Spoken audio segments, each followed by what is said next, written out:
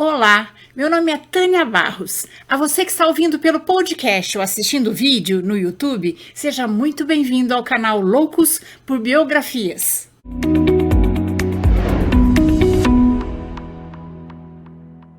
Hoje vamos dar continuidade à terceira e última parte da biografia de Elza Soares. Essa biografia foi baseada no livro escrito por Zeca Camargo sobre a vida de Elza Soares. Agora, se você ainda não assistiu a primeira e segunda parte dessa história, sugiro que assista primeiro para entender melhor. Agora vamos lá, senta que lá vem história. Depois que Garrincha e Elza se separaram, ele casou-se novamente com Wanderleia e teve mais uma filha. Em 1983, Garrincha faleceu de cirrose hepática. Neste mesmo ano, Elza foi convidada novamente para participar do projeto Pixinguinha. Dessa vez, subiria no palco como a lenda do samba.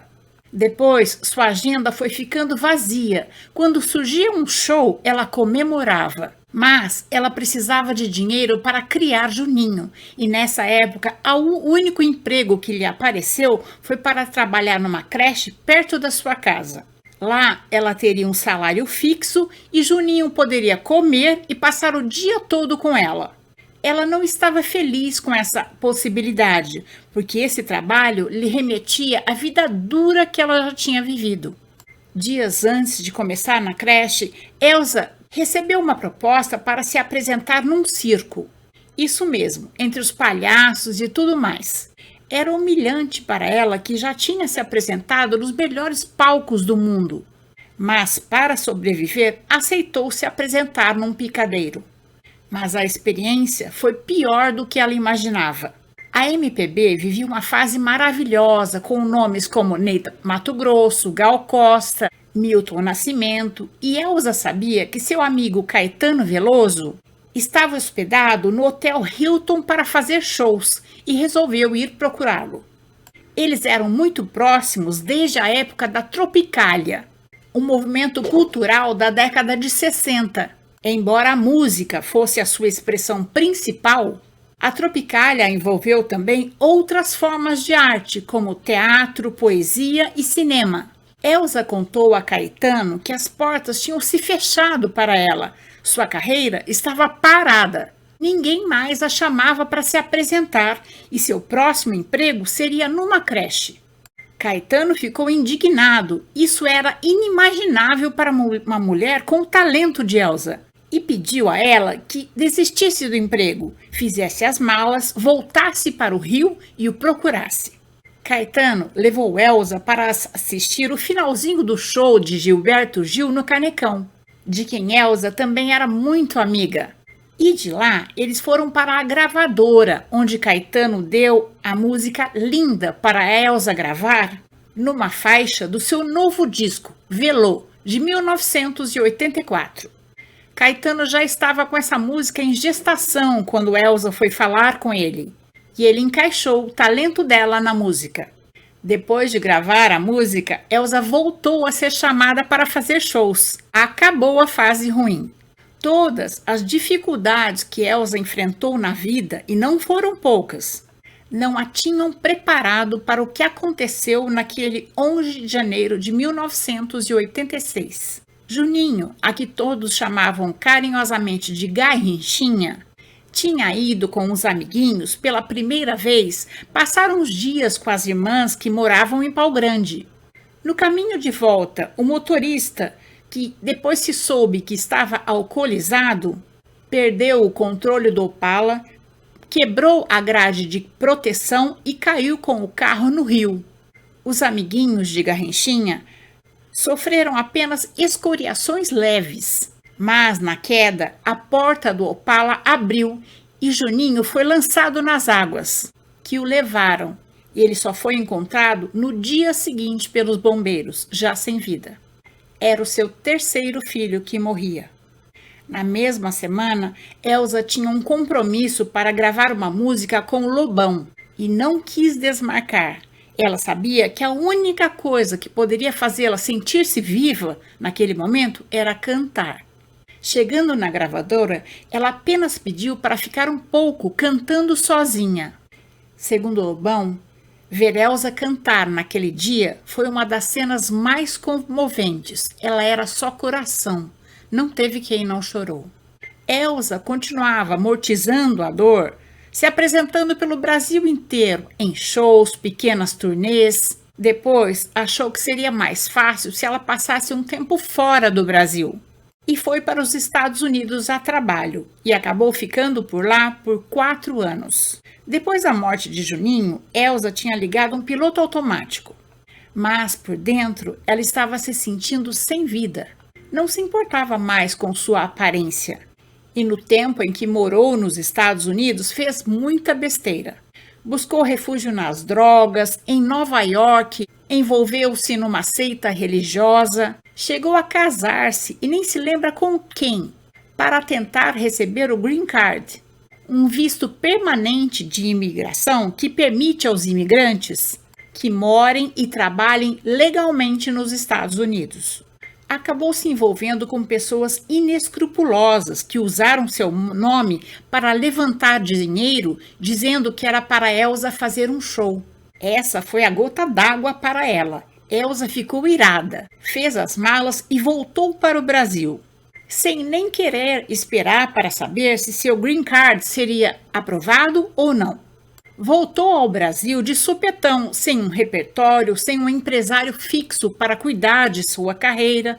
Mesmo assim, em 1999, Elsa foi contratada para fazer um show no Metropolitan, no Rio.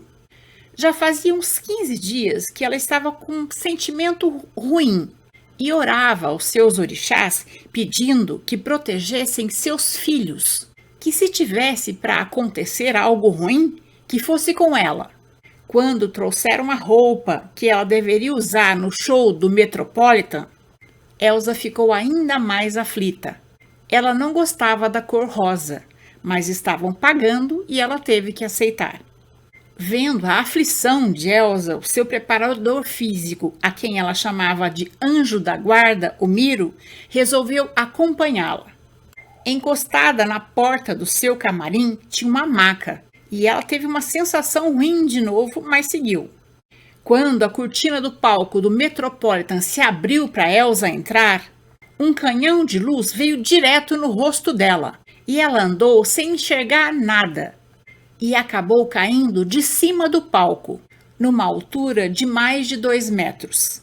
Só acordou 2 dias depois no hospital com muita dor nas costas. Quando seu filho Carlinhos, que sempre a chamava de Conceição, a chamou de mãe e desabou num choro, Elsa sabia que tinha algo errado. Ainda sentindo muitas dores, teve alta do hospital 1 semana depois, mas usando um colete ortopédico para sustentar a coluna. Elsa estava muito preocupada, ela precisava melhorar em 1 mês, porque teria que estar em Londres no mês seguinte e não queria deixar de ir por nada. Elsa Soares e outros artistas brasileiros do calibre de Gilberto Gil, Gal Costa, Caetano Veloso, Chico Buarque foram contratados para fazer um grande show beneficente no prestigiado Robert Albert Hall, em Londres, para marcar na capital inglesa os 500 anos de descobrimento do Brasil, em prol das crianças de rua do Brasil. Elsa não só foi, mas quando foi sua vez de se apresentar, ela pediu que tirassem o colete e, quase morrendo de dor, entrou no palco e soltou sua linda voz.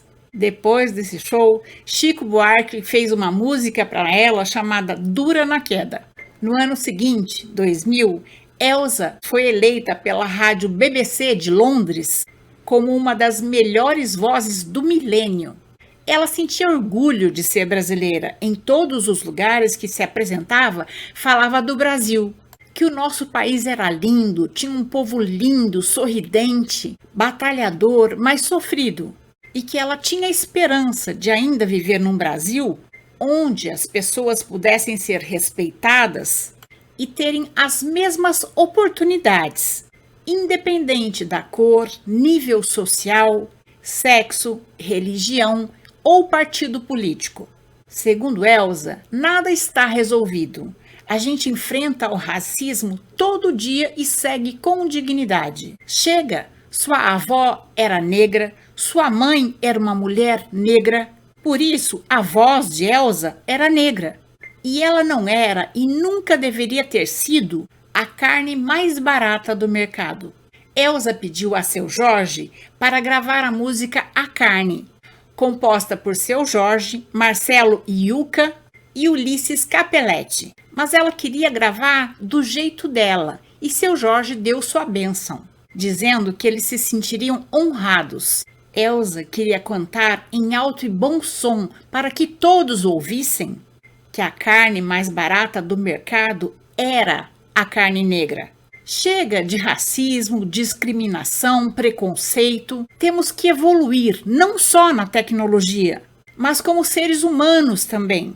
Depois de 50 anos de carreira, Elsa queria explorar outros ritmos. E a virada veio em 2002, com seu álbum Do Cox até o Pescoço, que lhe garantiu uma indicação ao Grammy. O lançamento impulsionou uma bem-sucedida turnê pelo mundo.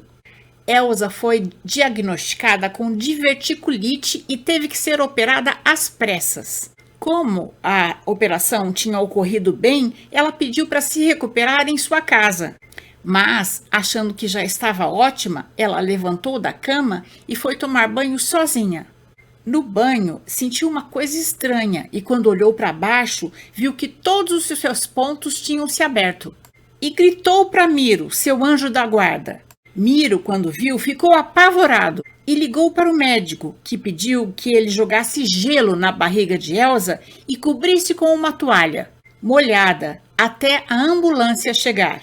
Elsa teve que ser entubada e foram 12 horas de cirurgia até que os médicos conseguissem colocar tudo para dentro.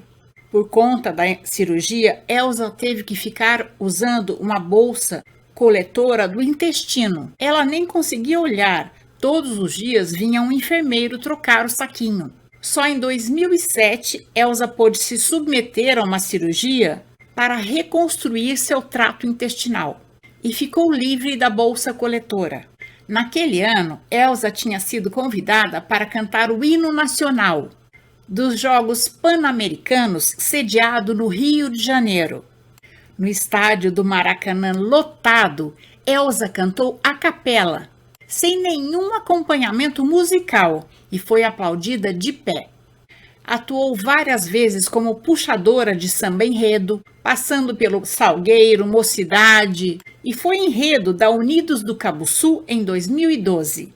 Em 2015, Elsa estava vivendo um momento importante da sua carreira que exigia muito dela. Ela estava fazendo A Mulher do Fim do Mundo.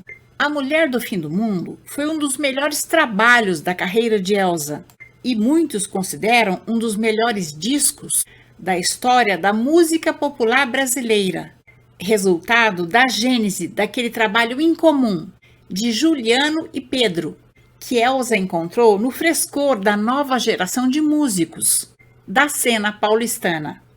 Quando seu filho Gilson, de 59 anos, adoeceu. Foi um vai e vem de internações que ela até perdeu as contas. Até que no dia 26 de julho de 2005, sua neta mais velha, Vanessa, e Virna, filha de Gilson, entraram em seu apartamento e na mesma hora ela soube, Gilson tinha falecido. Era o quarto dos seus 8 filhos que falecia. Em uma entrevista, Elsa disse: "A única coisa do meu passado que ainda me machuca é a perda dos meus 4 filhos. O resto tiro de letra, mas a perda de um filho é uma ferida que não cicatriza. Fica aberta para sempre." A ousadia de dizer o que pensa sempre lhe custou muito. Em março de 2018, no dia em que a deputada Marielle Franco, defensora dos direitos humanos, foi assassinada numa emboscada junto com o seu motorista Anderson Gomes, Elsa soltou um vídeo indignada. Pedi para que a deixassem em paz. No mesmo dia, recebeu uma mensagem dizendo que se ela não parasse, a próxima seria ela. Era mais um cala-boca covarde, igual a tantos que ela enfrentou vida afora. O que os covardes que mataram Marielle, ou mandaram matar, no caso, não se deram conta é que não é a morte que coloca um ponto final na vida de uma pessoa, se ela deixou boas sementes. Marielle se multiplicou em outras mulheres e seu posicionamento continua vivo. Depois de Mané Garrincha, Elza teve outros relacionamentos, mas nunca mais amou ninguém. Ela se sentia livre para viver sua libido, mesmo sabendo que isso era só desejo, não amor, e não ia durar. Seus 2 últimos relacionamentos foram com 2 homens bem mais jovens do que ela.